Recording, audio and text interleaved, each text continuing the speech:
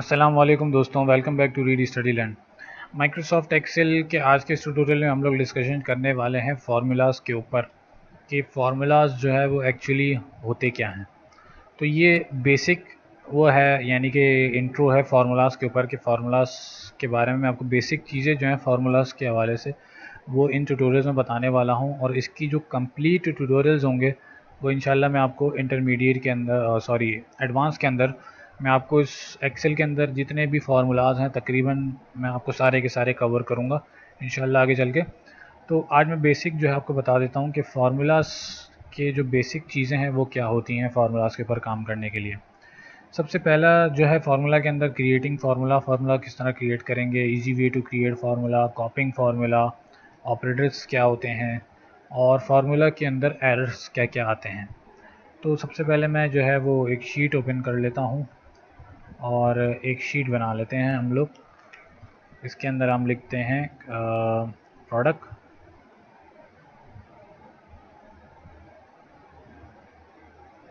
Camera, laptop, mouse, printer, LCD, enough है इतने। और फिर हम करेंगे क्या कि इसके अंदर हम लोग देखेंगे अमाउंट और यूनिट्स, टोटल। इनको मैं मार्क कर लेता हूँ बोल्ड सेंटर और इसकी हाइट बढ़ा देता हूँ, थोड़ा सा बड़ा कर लेते हैं ताकि सही दिखे आप लोगों को। और यहाँ मैं अमाउंट डाल देता हूँ। कैमरा है हमारे पास 2000 का, लैपटॉप है हमारे पास 50,000 का, माउस है हमारे पास कितने और 100 रुपीज़ का माउस है, प्रिंटर है हमारे पास 3000 का, एलसीडी हमारे पास है 2000 की। यूनिट्स में डिफ़ाइन कर लेता हूँ, हमारे पास टोटल 25 यूनिट हैं, लैपटॉप हमारे पास 12 हैं, माउस हमारे पास 300 हैं, प्रिंटर्स हमारे पास 50 हैं, एलसीडीज़ हमारे पास 25 हैं। अब हमें करना क्या है, तो मैं सबसे पहले आपको बता देता हूँ फार्मूला के बारे से। क्या चीज़ बतानी है मुझे आपको पहले कि फार्मूला को क्रिएट किस तरह से किया जाता है और फार्मूला एक्चुअली है क्या। सबसे पहली चीज़ जो आपने जाननी है वो फार्मूला एक्सेल के अंदर ये होता है कि इज इक्वल्स टू से हमेशा स्टार्ट होता है एक्सेल के अंदर फार्मूला। फिर इसके बाद आप डिफ़ाइन करते हैं कि फार्मूला जो है आपका उसकी फंक्शनैलिटी क्या है, यानी कि वो क्या चीज़ परफॉर्म करने वाला है। आया वो मल्टीप्लाई करने वाला है या प्लस करने वाला है या मज़ीद क्या फंक्शनैलिटी वो करने वाला है, तो उसका नाम जो है वो फार्मूला के अंदर प्री डिफाइंड है। एक तो फार्मूला के आपके पास यहाँ पर ये फार्मूला के बारे में जो है ना डिफ़ाइन किया गया है कि यहाँ पर फार्मूला के कुछ शॉर्टकट्स भी हैं जो अप्लाई किए गए हैं यहाँ पर। तो मैं सबसे पहले चीज़ जो आपको रेकमेंड करूँगा, मैं ये करूँगा कि आप इन चीज़ों के ऊपर सबसे पहले मत जाइएगा। सबसे पहले आपने क्या करना है, कस्टम तरीके से, यानी कि आपने ख़ुद से टाइप करके किस तरह से फार्मूला बनाए जाते हैं वो सीखना है इसके अंदर।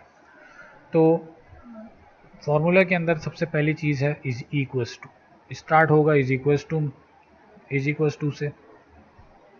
फिर आएगा आपके पास फार्मूले के फंक्शनैलिटी का नाम, सम करना है। फिर आपके पास आ जाती है चीज़ रेफरेंस, कि आपने रेफरेंस किस तरह से करना है दो सेल्स के अंदर। जैसे कि मुझे सम करना है एडिशन, तो मुझे दो वैल्यूज़ चाहिए उसको प्लस करने के लिए। तो सम करने के बाद आपके पास हमेशा एक ब्रैकेट ओपन होता है और फिर फार्मूला ख़त्म करने के लिए आपके पास ब्रैकेट क्लोज़ होता है। और इस ब्रैकेट के अंदर आपने क्या करना है, अपनी दो वैल्यूज़ डिफ़ाइन करनी है। क्या करना है आपने, 25 प्लस 30। अब और इससे पहले मैंने इज इक्वल्स टू लगा दिया। तो अब इसका मकसद क्या है, इस सम का मकसद ये है कि मुझे इन दोनों वैल्यूज़ को जो है वो प्लस करना है। अब जैसे ही मेरी कैलकुलेशन पूरी हुई है, मैं यहाँ पे एंटर का बटन प्रेस करूँगा और ये मुझे वैल्यू कैलकुलेट करके दे देगा। फिर आ जाती है सिनेरियोज़, जो एक्सेल को प्री डिफाइंड पता है कि इन कंडीशंस में मुझे क्या फार्मूला ख़ुद से लगाना है। यानी कि मैंने फ़र्ज़ करें मैंने सम नहीं लिखा यहाँ पर और मैंने लिख दिया +23 और 25 और 35। मैंने इसको बोला कि भाई इसको प्लस कर दो। तो अब इसके अंदर जो प्री डिफाइंड कंडीशन है एक्सेल के अंदर वो ये है कि इसको खुद से पता है कि इस कंडीशन में मुझे क्या करना है। इसको मिल गया ऑपरेटर प्लस साइन का, तो इसने क्या करना है, इसको प्लस ही करना है। अगर इसके अंदर माइनस का साइन होगा तो ये इसको खुद ही जज कर लेगा और इसको माइनस कर देगा। ऑपरेटर्स के ऊपर काम करते हुए ये चीज़ करता है। तो ये प्री डिफाइंड चीज़ें हैं जो एक्सेल को पता है कि मुझे ऑपरेटर को देखते हुए करना क्या है। अगर मुझे फंक्शनैलिटी नहीं बताई गई है कि क्या फंक्शनैलिटी अप्लाई होगी, सिर्फ ऑपरेटर डिफाइन किया गया है, इज इक्वल्स टू का साइन इसके अंदर है, तो इसको पता लग जाएगा कि मुझे इसके ऊपर क्या फंक्शनैलिटी अप्लाई करनी है। तो अब मैं आपको बताता हूँ कि सेल की हेल्प से आपने एडिशन, मल्टीप्लिकेशन, डिवीजन किस तरह से करनी है। तो मैं आपको इसमें बताऊंगा। सबसे पहले क्या करना है, हमें इसका टोटल निकालना है। यानी कि मेरे पास 2000 रुपये का कैमरा है और जिसके टोटल 25 यूनिट पड़े हैं, मुझे इसको मल्टीप्लाई करना है 25 से। तो मैं क्या करूँगा कि मैं इज इक्वल्स टू लिखूँगा और फिर लिखूँगा मैं सम लिखने के बाद मैं टैब का बटन दबाऊँगा तो ये सम की सिलेक्शन करके ब्रैकेट ओपन कर देगा ऑटोमेटिकली। अब मुझे इसके अंदर क्या चीज़ करनी है आपको मैं पहले बता देता हूँ कि इसके अंदर मुझे करना ये है, जैसे कि मेरे पास ये वाला सेल है, सॉरी ये वाला सेल नहीं, मैं दोबारा ड्रॉ कर देता हूँ कि मुझे 2000 को मल्टीप्लाई करना है किससे, इससे। तो यूँ आपने कॉलम सेलेक्ट करना है और यूँ आपने रोज सेलेक्ट करनी है। तो अब इसके अंदर आप देख रहे होंगे कि क्या चीज़ बन रही है। मैं यहाँ से सेलेक्ट करूँगा एफ का कॉलम और 5 की रो। तो ये इन दोनों को हम ऐड करेंगे पहले, f और 5। तो यानी कि ये एक वर्ड बन गया आपके पास f और 5। तो मैं यहाँ क्या लिखूँगा आपके पास, f और 5 लिखूँगा सबसे पहले, f और 5, सॉरी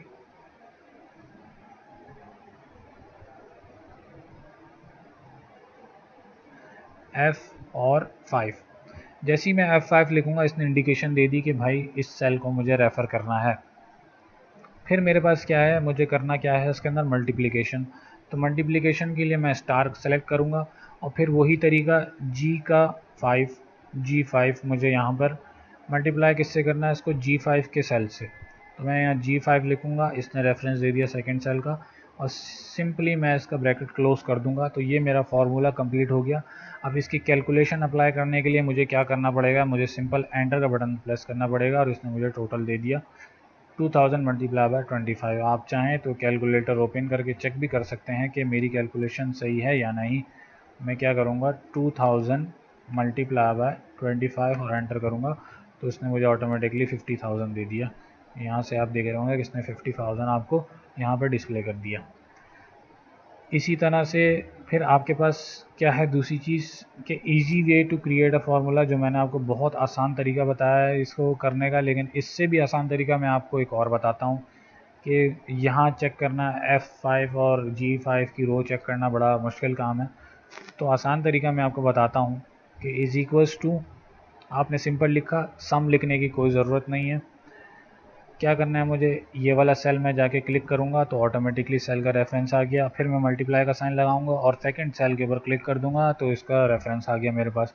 और मैं सिंपली एंटर का प्रेस कर दूंगा तो इसने क्या किया, ऑटोमेटिकली मल्टीप्लाई करके मुझे दे दिया। तो ये वाला तरीका सबसे ईजी तरीका है आपके पास मल्टीप्लिकेशन करने का। फिर आ जाते हैं हम लोग किसके ऊपर कि हम कॉपी किस तरह से करेंगे फार्मूला को। बहुत सी जगहों पे लोग जो है वो बेवकूफ़ी कर देते हैं कि जैसे कि इसको कॉपी किया और एक दो सिली मिस्टेक्स हैं जो मेरे इस वक्त जहन में नहीं आ रही, जो लोग करते हैं बेसिकली पेस्ट करते वक्त। तो मैं आपको आसान तरीका बताता हूँ कि फार्मूला को किस तरह से कॉपी पेस्ट किया जा सकता है। सिंपली आपने सेल को सेलेक्ट करना है और कॉपी करना है, कंट्रोल-C का बटन दबा के। तो ये आपके सेल को जो है कॉपी कर लेगा। और फिर आपने क्या करना है, आपने जहाँ तक फार्मूला कॉपी करना है वहाँ तक सिलेक्शन देके आपने क्या करना है, कंट्रोल-V का बटन प्रेस करना है। तो ये फार्मूला ऑटोमेटिकली आपका कॉपी पेस्ट कर देगा सिंपल और इजी तरीके से। ये था क्या, मल्टीप्लाई। फिर हमारे पास क्या है, ऑपरेटर्स। मैं इसके अंदर आपको 4 ऑपरेटर्स के फार्मूले के ऊपर काम करना सिखा रहा हूँ, एडिशन, सब्ट्रैक्शन, मल्टीप्लिकेशन और डिवीजन। मल्टीप्लिकेशन हो गया, एडिशन, सब्ट्रैक्शन और डिवीजन। ये आपके मल्टीप्लिकेशन हो गया। अब मैं डिवीजन बताता हूँ, फिर सब्ट्रैक्शन बताता हूँ और फिर आपको बताता हूँ डिवीजन किस तरह से होगी। वही तरीका हम लोग इस्तेमाल करेंगे इसके अंदर, ईजीएस्ट वे वाला। कंटिन्यू कर लेते हैं इसको वैसे ही। Is equals to, total addition कर रहे हैं तो प्लस का साइन और यूनिट सप्लाई करके एंटर का बटन दबा दें। कॉपी कर लें, कंट्रोल सी, सिलेक्शन देके कंट्रोल वी, सारी कॉपी हो गया। फिर आ जाते हैं सब्ट्रैक्शन के ऊपर। इज इक्वल्स टू, सिलेक्शन दें, माइनस और सिलेक्शन दे दें सेकंड सेल के रेफरेंस की और एंटर का बटन प्रेस कर दें। इसी को कॉपी करें और क्या करें, यहाँ पर सिलेक्शन देके कंट्रोल वी करके पेस्ट कर दें। सब्ट्रैक्शन हो गई। डिवीजन के लिए सेम मेथड है, फर्स्ट रेफरेंस, ऑपरेटर का साइन, फिर सेकंड रेफरेंस वैल्यू और एंटर का बटन प्रेस करें। डिवीजन हो गई। कॉपी करें, सिलेक्शन देके कंट्रोल वी करके पेस्ट कर दें। तो ये थी आपकी सिंपली एडिशन, सब्ट्रैक्शन, मल्टीप्लिकेशन और डिवीजन के फार्मूलाज, और उनको आसानी के साथ किस तरह से कॉपी पेस्ट किया जा सकता है वो भी मैंने आपको बता दिया, और फार्मूला किस तरह से बनाया जा सकता है ये भी मैंने आपको इसके अंदर बता दी ये चीज़। फिर हम आ जाते हैं कि फार्मूलाज के अंदर जो एरर्स होते हैं वो किस तरह के होते हैं और किन किन वजूहात से जो है वो एरर्स आपके शीट के अंदर जो है वो डिस्प्ले होना शुरू होते हैं। सबसे पहला एरर जो होता है आपके पास वो होता है हैश साइन का। इस तरह का कुछ एरर होता है जो आपको डिस्प्ले दे रहा होता है। इसका मकसद और वजह जो होती है वो ये होती है कि if the size of your column is less than your content value, then this error will be appear। मकसद क्या है इस एरर का? ये अपेयर तब होता है आपके सेल के ऊपर, यानी कि ये कहीं कहीं सेल के ऊपर ही अपेयर होता है कि जब आपका जो सेल का डाटा है, आपके सेल का जो डाटा है ये वाला, अगर इसको पूरा साइज़ नहीं मिल रहा, जैसे कि अभी डिस्प्ले हो रहा है पूरा का पूरा और यहाँ वाइड स्पेस भी मौजूद है, इसका मतलब ये इसमें अभी जगह है इसको यहाँ पर, यानी कि मज़ीद वैल्यू शो करने की। अगर इसका साइज़ जो है वो फ़र्ज़ करें इतना होता तो ये एरर शो करता है ये वाला। मैं आपको दिखा देता हूँ कि किस तरह से एरर शो करेगा ये। मैं इसको छोटा करता हूँ, ये देखें, जब इसको साइज़ नहीं मिलेगा तो ये एरर शो करेगा आपके पास ऑटोमेटिकली। इस वाले को चेक कर लेते हैं, देखें इसको साइज़ नहीं मिला तो उसने एरर शो कर दिया। इसमें एरर क्यों नहीं शो किया? क्योंकि ये डेसिमल पॉइंट की वैल्यू है, तो ये आगे एक्सीड अगर कम होना भी चाहे तो हो सकती है, इसको कोई मसला नहीं होगा क्योंकि इसको सिर्फ 1 वैल्यू ही डिस्प्ले करनी है, तो तब जाके ये एरर जो है वो डिस्प्ले होता है आपके पास। सेकंड एरर जो आपके पास डिस्प्ले होता है वो कुछ इस तरह का होता है, हैश, रेफरेंस और एक्सक्लेमेशन मार्क का जो है एरर आपके पास इस तरह का डिस्प्ले हो रहा होता है। इस एरर के डिस्प्ले होने की वजह क्या है कि जैसा कि आपने यहाँ कैलकुलेशन परफॉर्म की है इन सारे सेल्स के अंदर, इन सेल्स के अंदर आपने कैलकुलेशन परफॉर्म की है, तो मैं फ़र्ज़ करें कि जैसे कि ये दो वैल्यूज़ हैं। अब अगर मैं इन दोनों वैल्यूज़ में से कोई एक वैल्यू भी डिलीट कर देता हूँ तो यहाँ पर यही वाला एरर प्रॉम्प्ट होगा, क्योंकि इसका रेफरेंस बना हुआ है इन दोनों वैल्यूज़ के साथ। अब जैसे 12 है, अगर मैं इसको यहाँ से डिलीट कर देता हूँ तो ये मुझे एरर देगा ज़रूर। डिवीज़न के ऊपर इसने एरर दिया है। इसी तरह की कुछ कंडीशंस होती हैं कि अगर कोई रेफरेंस वैल्यू डिलीट हो जाए तो ये एरर आपको प्रॉम्प्ट करेगा। अभी ये रेफरेंस में इसलिए डिस्प्ले नहीं कर रहा आपको क्योंकि ये सिर्फ दो ही वैल्यूज़ हैं। अगर कुछ इस तरह का फार्मूला हो कि जैसे कि दो सेल्स हैं आपके पास, फ़र्ज़ करें आपके पास दो सेल्स हैं, ये दो सेल्स हैं आपके पास, जैसे कि दो कॉलम के अंदर ये चार सेल्स हैं और इनके बीच कुछ इस तरह का रेफरेंस बना हुआ है कि अगर एक वैल्यू भी डिलीट हो तो एरर प्रॉम्प्ट हो। तो तब ये एरर जो है आपके पास प्रॉम्प्ट होता है रेफरेंस वाला, क्योंकि ये एरर आपको प्रॉम्प्ट कर देता है खुद ही कि आपका जो रेफरेंस बना हुआ था सेल्स का, कॉलम्स का या रोज़ का, वो टूट चुका है। तो आपके पास रेफरेंस का एरर जो है वो प्रॉम्प्ट हो रहा है इस वक्त। फिर आपके पास लास्ट जो एरर है कुछ मेरे ख्याल से इस तरह का होता है, नेम और क्वेश्चन मार्क। इस एरर का मकसद क्या होता है आपके फार्मूला के अंदर, कि अगर आपने फार्मूला टाइप करते हुए कोई मिस्टेक कर दी है, फ़र्ज़ करें आपके पास फार्मूला है ये f6 मल्टीप्लाई बाय g6 का, तो और इसके अंदर आपने मतलब ये एक मल्टीप्लिकेशन का फार्मूला है और इसके अंदर किसी अल्फ़ाबेट की ज़रूरत नहीं है। कुछ फार्मूलाज ऐसे होते हैं जिसमें अल्फ़ाबेट भी इस्तेमाल होते हैं, लेकिन जैसे कि सेल रेफरेंस है, तो वो सेल रेफरेंस में आपको G6 है, इसके अंदर G जो है वो आपका अल्फ़ाबेट, ये वैलिड चीज़ है, यह आ सकता है। लेकिन इस सेल के अंदर रेफरेंस के अंदर 6 के बाद कोई लेटर अल्फ़ाबेट नहीं आ सकता आपका, तो वो जो है आपके पास फिर रॉन्ग चीज़ हो जाएगी।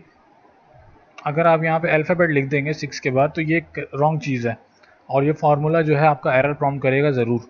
तो वो एरर जो है वो आपका कुछ इस तरह से होगा, जैसे फ़र्ज़ करें मैं करके देख लेता हूँ, W लिख लेता हूँ फ़र्ज़ करें मैं और एंटर का बटन दबाता हूँ, तो देखें आपके पास हैश नेम क्वेश्चन मार्क का जो एरर है वो आपके पास प्रॉम्प्ट हो रहा है यहाँ पर।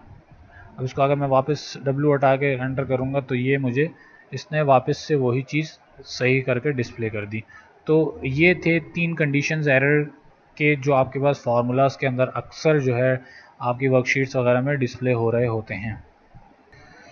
अब लास्ट में हमारे पास था related mix and absolute cell referring. अच्छा, इसका क्या मतलब है? तो सबसे पहले मैं आपको क्लियर करता हूँ कि रिलेटेड सेल रेफरिंग का क्या मकसद है। हमारी शीट खोल लेते हैं। अब जैसे कि मेरे पास यहाँ पर था एडिशन का फार्मूला, तो मेरे पास जो है रेफरेंस मैं क्रिएट करना चाहता हूँ। जैसे मैंने यहाँ पे कॉपी पेस्ट किया था, मैं आपको अभी इसमें के अंदर बताता हूँ, उसको मैं डिलीट कर देता हूँ और मैं आपको अब बताता हूँ उसके अंदर कि हम रेफरेंस को इस्तेमाल करते हुए, यानी कि रिलेटेड रेफरिंग को इस्तेमाल करते हुए हम किस तरह से फार्मूला को जो है वो कॉपी कर सकते हैं। तो जब मैं इसके ऊपर सेल के ऊपर एक्टिव करता हूं तो ये देखें आपके पास यहाँ पे फार्मूला डिस्प्ले हो रहा है, is equals to F5 plus G5। तो मैं चाहता हूं कि ये फार्मूला कम्प्लीटली कॉपी हो जाए रेफ़र करते हुए इन सेल्स के अंदर और इनकी अपनी सेल रेफरेंस डिस्प्ले हो, यानी कि अगर यहाँ F5 है तो यहाँ पर क्या डिस्प्ले होना चाहिए, F6 और G6। इसी तरह से F7 G7 सॉरी F7 और G7 जो है वो इसके अंदर डिस्प्ले होना चाहिए आपके पास। और इसी तरह से F8 प्लस G8 यहाँ पर डिस्प्ले होना चाहिए, क्योंकि रेफ़र कंटिन्यू आ रहा है तो ये रेफरिंग कर रहा है आपके सेल्स को पिछले वाले सेल के थ्रू। तो इसको कॉपी करने के लिए आपने क्या करना होता है कि जैसे कि ये अब सेल सेलेक्ट है और यहाँ पे आप माइनर से बड़ा सा डॉट देख रहे हैं इस सेल के कॉर्नर के ऊपर। जब मैं इसके ऊपर लेके आऊँगा अपने एरो को तो ये प्लस में कन्वर्ट हो गया। तो मैं इसके ऊपर माउस का जो है लेफ़्ट क्लिक करूँगा और इसको मैं छोड़ूंगा नहीं लेफ़्ट क्लिक को, और मैं ड्रैग करता हुआ लाऊँगा नीचे की तरफ। तो ये क्या करेगा, ये रेफरेंस क्रिएट करेगा और जहाँ तक मुझे सिलेक्शन करनी है वहाँ तक लाके मैं छोड़ दूँगा। तो अब इसने क्या किया, इसका रेफरेंस बना दिया ऊपर वाले सेल का और ऑटोमेटिकली इसने सेल को जो है कंटिन्यू फ्लो में डिस्प्ले कर दिया। आपको देखें F6, F7, F8 और F9। तो ये कहलाती है आपकी रिलेटिव रेफरिंग जो सेल के ऊपर होती है, ये कहलाती है आपकी रिलेटिव रेफरिंग। फिर आ जाते हैं हम लोग absolute and mix cell referring, ये क्या चीज़ होती है। तो अब हम चलते हैं कि जैसे कि मैंने इसमें बताया था आपको कि अब हम देखते हैं mix and absolute cell referencing. Mix and absolute cell referencing का मकसद क्या है, इसको डिफ़ाइन किस तरह से करेंगे। मैं काम करता हूँ, मैं इसको यहाँ से कर देता हूँ, यहाँ से कॉपी, और इसकी एक नई कॉपी बना लेता हूँ शीट के अंदर। इसका साइज़ थोड़ा सा बड़ा कर लेते हैं, ठीक है। अब मुझे इसमें से चाहिए है एडिशन, और ये दोनों सेल मैं यहाँ से कर देता हूँ डिलीट। ये कॉपी कर लिया हमने इसको। इसकी फॉर्मेटिंग मैं यहाँ से ज़रा हटा देता हूँ। इसकी फॉर्मेटिंग मुझे नहीं चाहिए इसकी, ना मुझे बॉर्डर्स चाहिए इसके। मैं यहाँ ले लेता हूँ टोटल प्राइस, और फिर मैं यहाँ लेता हूँ डिलीवरी कॉस्ट। ठीक है, डिलीवरी कॉस्ट ले ली मैंने इसकी, और ये मेरा टोटल आ गया। अब मैं यहाँ पर डिलीवरी कॉस्ट के लिए मैं क्या करूँगा, मैं यहाँ टोटल लिख लेता हूँ। पहले इसका टोटल बना लेते हैं और इसका पूरा टोटल निकाल लेते हैं यहाँ पर, और इसको बोल्ड करके इसका साइज़ बढ़ा देते हैं 15 करके। ठीक है, अब डिलीवरी कॉस्ट किस तरह से निकलेगी कि जो टोटल प्राइस है मेरी, उसको मैं डिवाइड कर दूं किससे, मेरे टोटल नंबर ऑफ़ प्रोडक्ट्स, यानी कि जितने भी प्रोडक्ट्स की मेरे पास प्राइस है उसको मैं डिवाइड करूंगा डिलीवरी कॉस्ट से। जो एब्सोल्यूट कॉस्ट है मेरी, यानी कि जो फिक्स्ड कॉस्ट है मेरी 557,512 की जो कॉस्ट है, वो मेरी फिक्स कॉस्ट है टोटल नंबर ऑफ़ आइटम्स की। तो मैं यहाँ पर क्या कर रहा हूँ, मैं डिलीवरी कॉस्ट निकालने की कोशिश कर रहा हूँ कि मेरा जो टोटल प्राइस है कैमरे की, उसकी डिलीवरी कॉस्ट मैं किस तरह निकाल रहा हूँ कि मेरी जो टोटल प्राइस है मैं उसको डिवाइड कर रहा हूँ किससे, टोटल अमाउंट से। तो ये मुझे टोटल डिलीवरी कॉस्ट निकाल के दे देगा। मैं इसको परसेंट में कन्वर्ट कर देता हूँ। तो ये 4% जो इसकी कॉस्ट है कैमरे की, जो टोटल कॉस्ट है 2250 सॉरी 2025 रुपये की जो टोटल कॉस्ट है, उसका जो डिलीवरी कॉस्ट बना है वो कितना बना है, 4%। अब यहाँ मैं आपको चीज़ समझाना चाह रहा हूँ कि एब्सोल्यूट सेल रेफरिंग का क्या एरर आ सकता है यहाँ पर। जिस तरह से हमने वहाँ पे कंटिन्यू किया था कि हमने यहाँ सिलेक्शन दी और ड्रैग एंड ड्रॉप कर लिया, तो वो आपका जो सेल रेफरिंग था, रिलेटेड जो सेल रेफरिंग था, यानी कि बिल्कुल कंटिन्यूस नंबर ऑफ़ लोड में जो है ना वो चलता हुआ उसने सेल को कॉपीज़ कर दिया था यहाँ पर। अब जो यहाँ पर चीज़ है वो रिलेटिव नहीं है, वो एक फिक्स्ड है। एक सेल जो है इसके अंदर H11 का जो सेल है ये एब्सोल्यूट है, फिक्स्ड है कि हर सेल में यही वाला सेल आएगा, इसके नीचे कोई सेल नहीं है, ना ही कोई और सेल इसके अंदर कंटिन्यू होगा। तो यहाँ पर वो वाली रिलेटिव वाली चीज़ जो है वो यहाँ फेल हो जाएगी और यहाँ पर एरर प्रॉम्प्ट करेगा। जैसे मैं यहाँ से ड्रैग एंड ड्रॉप कर लेता हूँ यहाँ तक, इन सब के लिए डिलीवरी कॉस्ट निकल आए, तो ये एरर प्रॉम्प्ट करेगा मुझे। क्यों एरर दिया इसने, इसका फार्मूला चेक करें कि इसने क्या किया। जब मैं इसको ड्रैग एंड ड्रॉप कर रहा हूँ तो ये आगे लेकर जा रहा है वैल्यू को H12, इसी तरह से H13, इसी तरह से H14 और H15।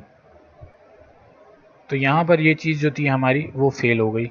कॉपी करके चेक कर लेते हैं क्या कॉपी में ये सही दे रहा, नहीं, कॉपी में भी नहीं दे रहा, इसके अंदर वही चीज़ कर रहा है। तो हमें क्या करना पड़ेगा, हमें इसके अंदर जो है वो मैन्युअली जो है हमें इस फार्मूला को लगाना पड़ेगा, तब जाके ये जो है हमें सही वैल्यू एब्सोल्यूट, ये फार्मूला वैसे मुझे नहीं लगता कि डिलीवरी कॉस्ट का जो फार्मूला मैंने लगाया है ये सही होगा। ऐसे ही मैंने आपको एग्जांपल देने के लिए मैंने इसको जो है अप्लाई किया है, ताकि आपको ये चीज़ जो है वो क्लियर हो जाए कि किस तरह से एब्सोल्यूट और रिलेटिव रेफरिंग जो है वो इस्तेमाल की जाती है। और मिक्स रेफरिंग जो है वो इन दोनों का मजमुआ है, यानी कि दोनों को जब हम ऐड कर देते हैं एब्सोल्यूट और रिलेटिव को, तो मिक्स रेफरिंग कहलाती है वो। जहाँ पर ये दोनों फार्मूलाज अप्लाई हो रहे होते हैं, एब्सोल्यूट और रिलेटिव, वहाँ पर मिक्स रेफरिंग, यानी कि उन दोनों को जब मिला दिया जाता है तो वो कहलाती है मिक्स रेफरिंग। तो ये था फार्मूला का पूरा ट्यूटोरियल, यानी कि इसके अंदर मैंने आपको फार्मूला के हवाले से जितनी भी बेसिक चीज़ें हैं वो मैंने आपको क्लियर कर दी हैं इस ट्यूटोरियल के अंदर। नेक्स्ट ट्यूटोरियल में अब हम लोग जाएंगे प्रिंटिंग के ऊपर कि प्रिंटिंग किस तरह से की जा सकती है एक्सेल के अंदर। तो तब तक के लिए अल्लाह हाफिज़, मिलते हैं नेक्स्ट ट्यूटोरियल के अंदर।